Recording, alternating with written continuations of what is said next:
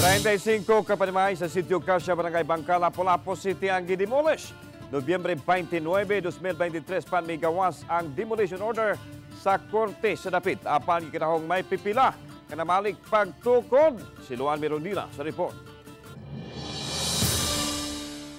Sukwahi sa miaging tuig nga tensyonado ang pagpatuman sa demolition order kaganiha way mga residente o mga sakop sa progresibong pundok ang mibabag sa demolition team. Hinuon aron makasiguro nga way motisok og kasamok mipakatap og mga personnel ang Lapu-Lapu City Police Office sa dapit.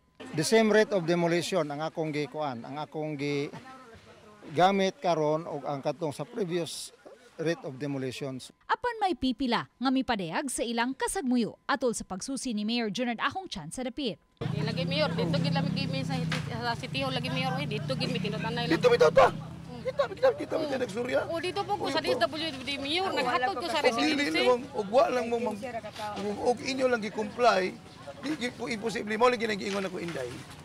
Ang 396 sa tagaan.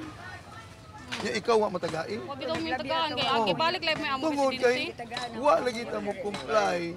It is because nagdiling taktik ta. Gidugay-dugay nito nya di man mahimo. Manira man ang libro. Matod ni Rolin Pianar, nga human ma-demolish ang ilang panimay niadtong Nobyembre 29, 2023, lakip sila sa nahatagan og financial assistance apan wa sila magpalakip sa mga gihatagan og relocation site kay alang niya lisod ang dapit ilabi na kay may gagmay pa siyang mga anak.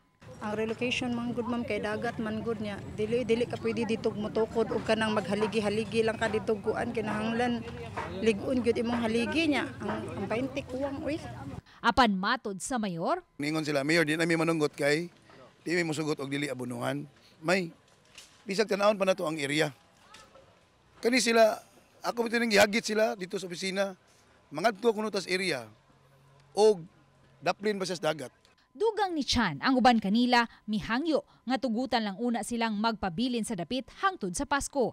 Apan niabot na lang ang buwan sa Mayo, wa sila mobalhin sa gitaganang relocation site. Busa ning ikaduhang pagpatuman sa demolition order, wa nay mahatag nga financial assistance ang lokal nga kagamhanan. Di man pwede na makaduha kay diskuido po ta sa kuha ana nga nganong in one area kaduha mo ni hatag og financial assistance to.